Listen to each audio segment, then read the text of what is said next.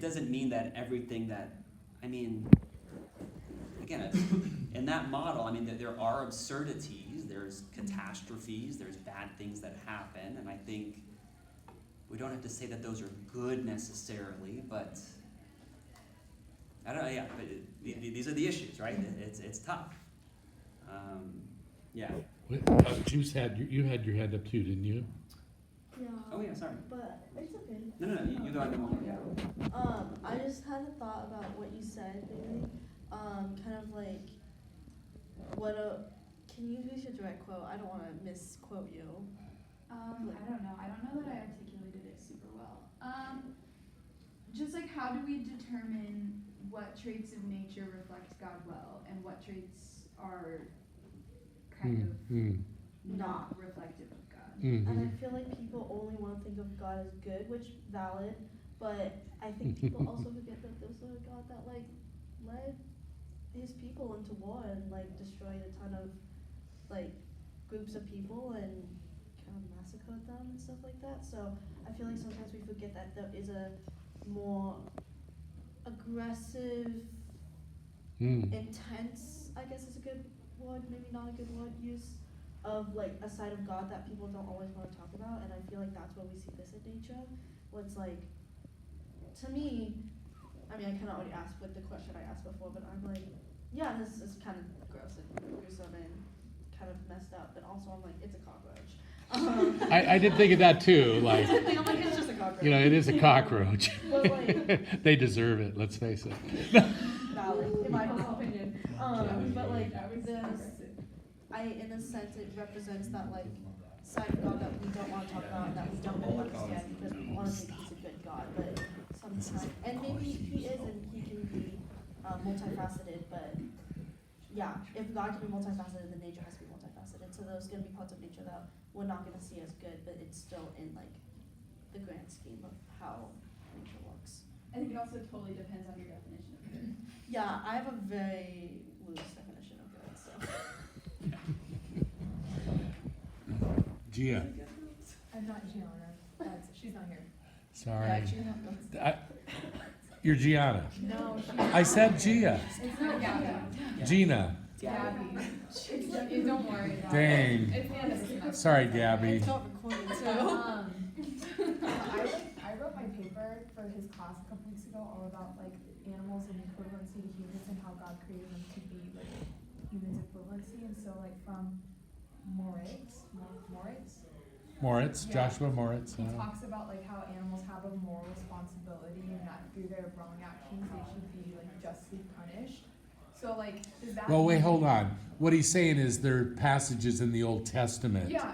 Okay, it'd be important to Just say like, that, not like, the idea that like, oh, human or animals have like the same capability to be equivalent to human or whatever. But I was just like, it's just a question. Like, does that mean that like animals, like because of this free will, you know, they're able to, you know, somewhat grow these processes of theirs that are unnatural to us. But is that like a sin because they've taken the life of another animal to reproduce or? So, I mean, that's a really interesting question. I mean, to me, I can't bring myself to say that those animals are sinning. I mean, to me, they seem totally innocent. Even the lions, It's just the natural way.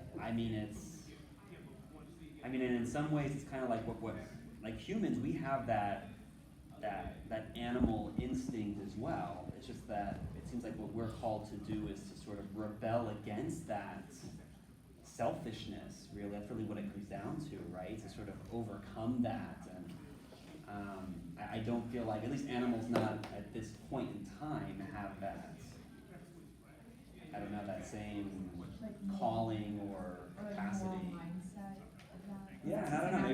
Maybe that's what makes us uniquely human. I don't know. No, yeah, I was just like, Yeah. I was like, in the book it was talking about like how humans can be equivalent to animals and other creatures. So like, does that still like, pertain to those kind of areas too? I was just curious about that. Yeah. I think, I was thinking about what Moritz says there. I'm going to add in, plus it gives me a chance to say Gabby. I think those passages are less about holding animals morally accountable, though Moritz did use that language, and more about destroying animals that are like, if an ox gores somebody, you got to kill the ox. Yeah. It's not so much because the ox is morally accountable, but so that the ox won't gore anybody else. So it's more of less a punishment on a moral, and more we got to remove this threat from our village or whatever. And I think Moritz kind of overstated that a little bit. It's really complex. I reread that. Yeah, I think he overstated that a little bit. Can I just jump on your idea a little bit here? Because I really like it, and so I want to just emphasize it for everybody. You know, if we use the word like free will, and you even sort of question, like, I don't know, we could debate how free we are, but as you said, we experience some measure. You know, some measure. We're not absolutely free, but within limits, and within our histories and conditioning and all kinds of things. A word I've really come to like is agency, and I don't know if it really changes anything. But yeah, it would be crazy to say, well, we draw the line at humans. When it comes to like, think about dogs or cats or any animal occupies space in the world. And just by moving around is going to create, shifts in the environment are going to have an influence. Whether you call it freedom or not, and maybe not, but the world has that. And even autonomy sounds kind of strong, like, autonomy, self-rule. What about something like, creativity, agency, and rather than saying only humans have this, what we're kind of getting at is that God has created a world where that's kind of present all the way through. Yeah. I feel like is kind of what you're saying. And so you can get things like these really weird arrangements that to us seem morally questionable, but is part of that sort of agency of the world to explore possibilities in a sense. But then getting back to your question about like, what parts are good? Do we choose? Again, it kind of seems to me like it's kind of all or nothing, right? Like that's why I feel like it's some of these offensive animals, like they provide us an opportunity to be humble, to sort of deny ourselves, right? And just kind of like, wow, I'm embracing all of creation, and like, doesn't mean I want them in my house, but like or that I you want to love and replicate their appreciate behaviors. them. Right. But would we have to say that all of this reflects God? That's what I also want to push that, because we don't think all human actions reflect God. I think that's right.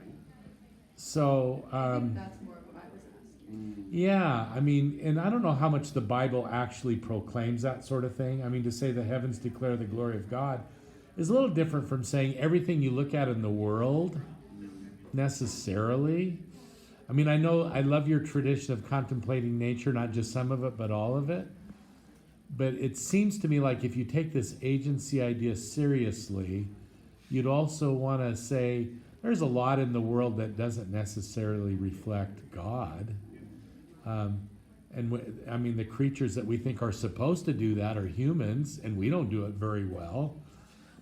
We certainly shouldn't expect a wasp to do a whole lot, like to teach us about God. So that's where I'd push back a little on that. Yeah. But what about like the organism itself? Yeah. Like. Yeah. Yeah. Like, can we? Yeah. The creature itself. Do we still find that good, or are there some creatures that don't reflect God? That's a great question, isn't it? Especially with the creatures whose Yeah. behaviors are intrinsic, like they cannot exist but for these behaviors. I don't know if we can disentangle the behavior. Yeah. So that's why it's such an interesting place. The creature, is the creature still, even if the creature evolved over time and it sort of developed from some of these random processes. Right. But we also would want to say that God is their creator, right? I mean, it would be terrible to say, no, God isn't the creator of those things. So yeah, no, it's a great problem. Look at there, Adrian. Hi, I just want to point out something. It's about what you said, Lodal, about like kind of the like conflict between contemplating nature and nature reflecting God. I think